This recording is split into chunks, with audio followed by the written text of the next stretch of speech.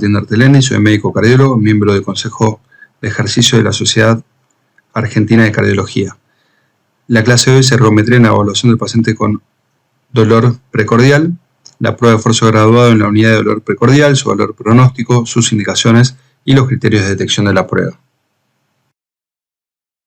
Cuando un paciente viene con dolor de pecho, es muy importante, antes que nada, ver qué probabilidad pretest tiene de que el paciente efectivamente tenga enfermedad coronaria. En base a esto, uno ve la edad que tiene, si es un paciente joven o si es un paciente añoso, el sexo, si es hombre o si es mujer, y las características del dolor. En base a estos tres determinantes, la probabilidad pretest de que efectivamente el dolor de pecho sea coronario puede ser baja, intermedia o alta. Cuando uno quiere evaluar si el paciente tiene enfermedad coronaria o no, lo primero que hace es evaluarlo en reposo con un electrocardiograma, con enzimas como troponina y las características del dolor.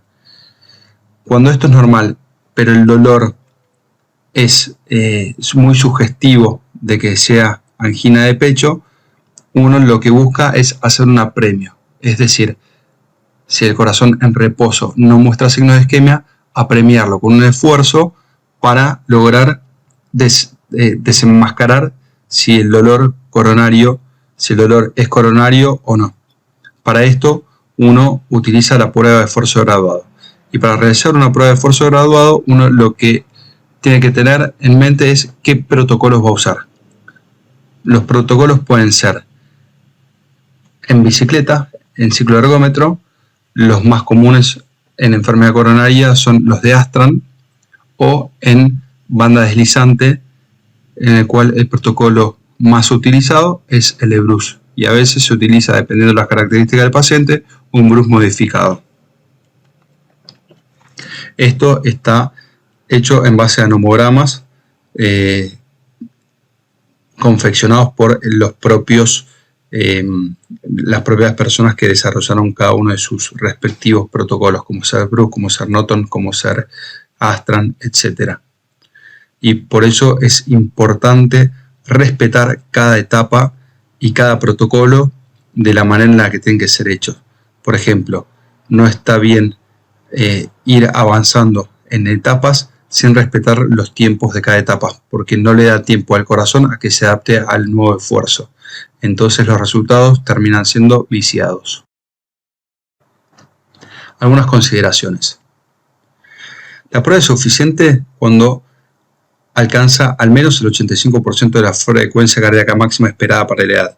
¿Cuál es aquella? El 220, que es la que se considera la frecuencia cardíaca embrionaria, menos la edad. Disminuye un latido por año. Y esto apela a la reserva coronaria. Eso se considera suficiente. ¿Cuándo es una prueba máxima? La prueba máxima es hasta el agotamiento muscular o hasta el desarrollo de síntomas.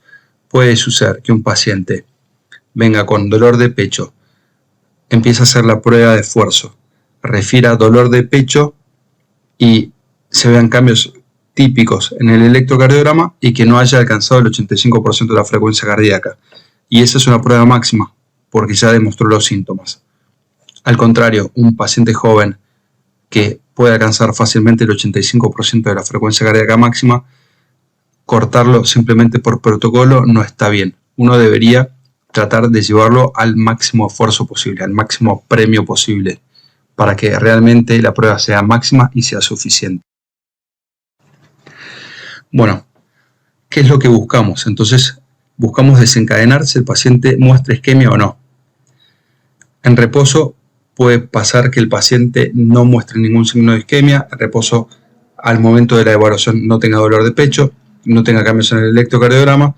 Mientras esperamos las enzimas, las troponinas, no tenemos mucho dato objetivo para decir que en ese momento está con isquemia. Entonces es ahí cuando nosotros decidimos apremiar el corazón. Es decir, en reposo, la sangre que le llega al corazón, puede haber una obstrucción en las arterias epicárdicas y que la sangre que fluye a pesar de esa obstrucción sea suficiente para bombear al corazón y que el corazón funcione normalmente. Pero cuando uno apremia al corazón, le exige al músculo cardíaco latir a mayor velocidad, consume más oxígeno y probablemente a una tensión arterial más elevada. Entonces el doble producto que tiene está aumentado. Y al aumentar ese doble producto, probablemente se manifieste la isquemia. Pero para que nosotros tengamos dolor de pecho y hayan cambios en el electrocardiograma, lo primero que tiene que pasar es que haya un defecto en la perfusión, que no llegue adecuada cantidad de sangre al miocardio. Cuando no llega adecuada cantidad de sangre, primero se ven alteraciones metabólicas en la membrana, en las células, luego alteraciones en la contractilidad. El miocardio empieza a fallar y empieza a tener insuficiencia cardíaca, como un ejemplo. Luego se ven las alteraciones en el electrocardiograma y finalmente lo último que se manifiesta es el dolor de pecho. Entonces una persona puede estar isquémica sin manifestar dolor de pecho y sin manifestar alteraciones en el electrocardiograma. Por eso el apremio es farmacológico. Y en la cascada isquémica lo primero que falla es la función diastólica, luego la sistólica, luego se ven los cambios en el electrocardiograma y luego la angina. Respecto a la angina y las alteraciones del electrocardiograma es lo que tratamos de ver en reposo y con un apremio, con una prueba de esfuerzo, como puede ser la ergometría. Pero si a eso además le agregamos imágenes como ser una cámara gamma o un ecoestrés, podemos ver alteraciones metabólicas y alteraciones en la contractilidad. Esto hace que la sensibilidad y la especificidad del método aumenten. ¿Cuáles son las indicaciones para hacer una prueba de esfuerzo graduado en enfermedad coronaria? Pueden ser para diagnóstico, si tiene o no tiene enfermedad coronaria, para desencadenar el dolor torácico, puede ser como pronóstico en la estratificación de riesgo, en la evolución y en el seguimiento, y también se puede utilizar para ver cuál es la respuesta al ejercicio, como ser la clase funcional a la que alcanza y la aptitud física. Recomendaciones en enfermedad coronaria. Clase 1 es para el paciente con dolor precordial con probabilidad pretest intermedio, con un nivel de evidencia A. Los protocolos que más se usan son el EBRUS en banda o en cinta sin fin y el Diastran en bicicleta. Clase 2, el dolor precordial con probabilidad baja o alta. Y clase 3 no se recomienda a pacientes que tengan un electrocardiograma basal alterado, como puede ser con marcapasos o con un bloqueo completo de rama izquierda. Las recomendaciones en la unidad de dolor torácico en aquellos pacientes con dolor precordial, evolución asintomática con estabilidad hemodinámica, con marcadores cardíacos normales y sin cambios en el electrocardiograma. Clase 2, el mismo paciente pero que tenga cambios electrocardiográficos, ya el nivel de evidencia es tipo C, y clase 3 no se recomienda a quienes tengan un electrocardiograma de base alterado, como un bloqueo de rama izquierda, hemibloqueo anterior izquierda, Wolff-Parkinson-White, etc. Y en pacientes con criterios de alto riesgo, como ser inestabilidad hemodinámica, arritmia grave, enfermedad cardíaca o pulmonar grave o evidencia de síndrome coronario agudo. Contraindicaciones absolutas que no se nos pueden pasar por alto y con estas no se puede realizar la prueba es un infarto agudo de miocardio en los últimos 2 días, angina inestable en curso, una arritmia cardíaca no controlada con compromiso hemodinámico, endocarditis activa, estenosis aórtica grave sintomática, insuficiencia cardíaca descompensada, embolia pulmonar, miocarditis o pericarditis, disección o ruptura de la aorta, discapacidad física que impida la realización de pruebas. ¿Cuáles son las contraindicaciones relativas? Una estenosis severa del tronco de la arteria coronaria izquierda, estenosis aórtica moderada a grave en relación incierta con los síntomas, taquiarritmias con frecuencias ventriculares no controladas, bloqueo AB avanzado o completo, un ACV o un AIT recientes, deterioro cognitivo con capacidad limitada para cooperar, hipertensión arterial en reposo, una sistólica mayor a 200 o una diastólica mayor a 110, afecciones médicas no corregidas como anemia significativa, un desequilibrio electrolítico grave e hipertiroidismo. ¿Cuáles son los parámetros para evaluar durante la prueba de esfuerzo graduado? Hay parámetros clínicos, se evalúa la capacidad funcional, hay cambios electrocardiográficos y hay cambios hemodinámicos, cada uno con sus respectivos tópicos que vamos a analizar más adelante. Hay que evaluar el esfuerzo en la medida que se va realizando la prueba. Para eso podemos utilizar la escala de Bohr, que la inicial va de 6 a 200, que tiene que ver con la frecuencia cardíaca. 6 es muy leve porque hace referencia a 60 latidos por minuto. 20 es muy dura porque hace referencia a 200 latidos por minuto. Pero esto se modificó a una escala más amigable de 0 a 10, en la cual el que está realizando la prueba va viendo si no tiene nada de cansancio, 0 es nada y 10 es muy fuerte el cansancio, la disnea. Y también hay escalas de angina, desde que no presenta dolor, dolor leve, hasta un dolor intenso o grave. Escalas de claudicación, esto hace referencia a los miembros inferiores. Y una escala de disnea, sin falta de aire, hasta 4, la disnea más grave o intensa experimentada. La clase funcional es la carga de trabajo alcanzada. Se expresa en METs y la duración del tiempo de la prueba. Una prueba con una baja clase funcional es aquel que no alcanza los 4 METs. Una prueba con una excelente clase funcional es aquel que supera los 7 METs y en el medio es intermedio. Un paciente que supera los 7 METs sin presentar ningún tipo de síntoma, claramente el pronóstico va a ser mejor. Respecto de los electrocardiografías, hay cambios que son normales a medida que se va haciendo la prueba de esfuerzo graduado. Es un aumento de la amplitud de la onda P, el segmento PR se acorta, la duración del complejo QRS se acorta, hay un descenso del punto J con un upsloping del ST, una disminución de la amplitud de la onda.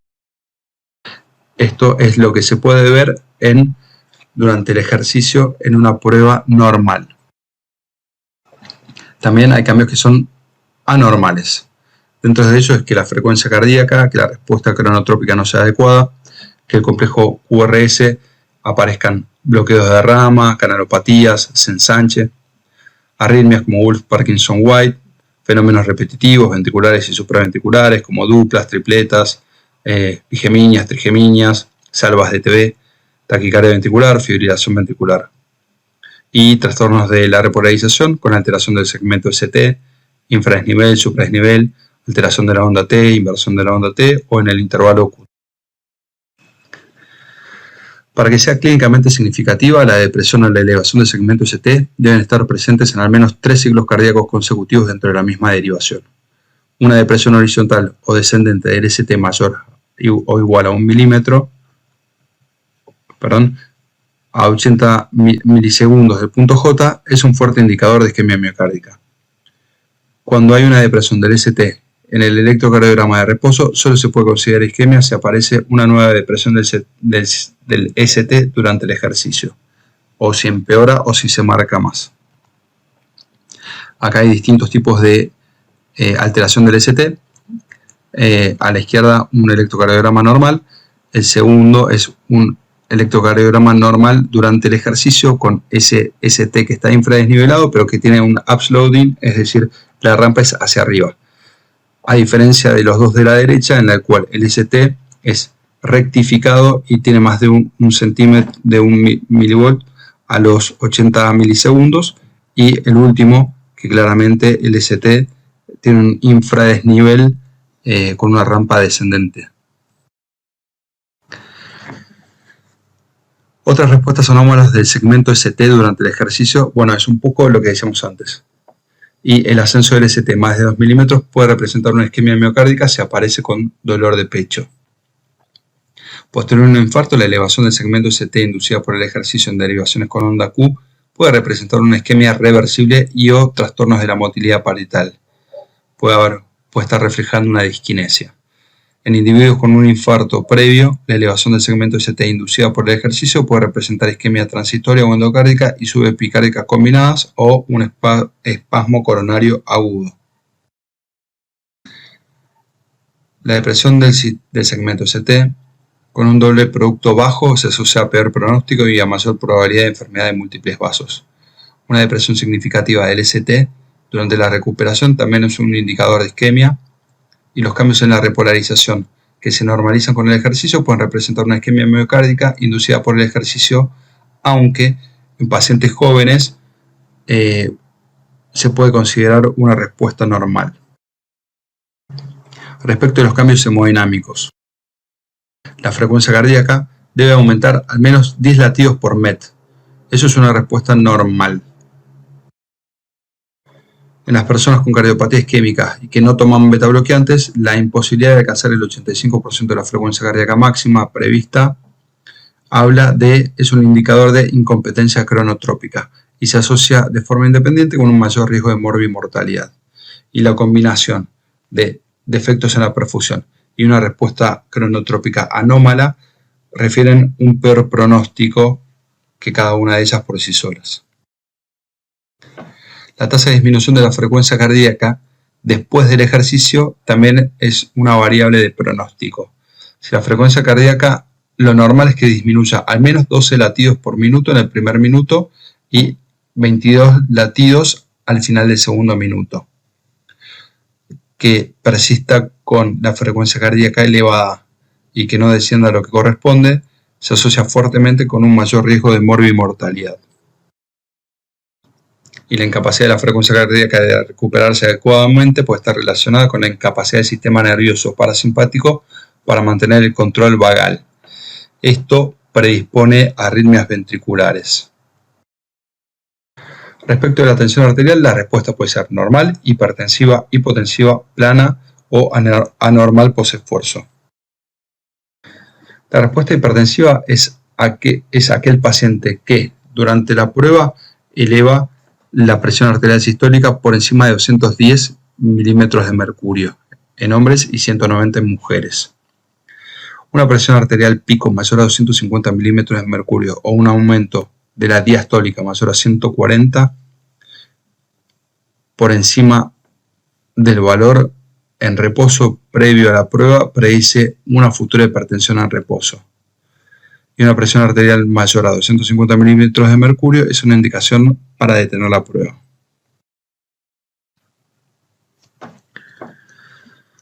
Una disminución de la prueba por debajo del valor de reposo o una disminución mayor al 10 milímetros de mercurio después de haber un aumento preliminar es anormal y se asocia a menudamente a isquemia miocárdica, a disfunción ventricular izquierda y a un mayor riesgo de episodios cardíacos posteriores. Cualquiera de estas respuestas es una indicación para detener la prueba. La respuesta plana en los individuos con capacidad limitada para aumentar el gasto cardíaco, la respuesta de la presión arterial sistólica durante el ejercicio será más lenta en comparación con la normal, y la incapacidad para aumentar la sistólica hace referencia a esa condición. Es decir, el paciente no tiene la capacidad de levantar la presión arterial y es un indicador de falla del ventrículo izquierdo. Es similar a una respuesta hipotensiva. Y posterior al ejercicio, la presión arterial sistólica en general vuelve a los niveles previos.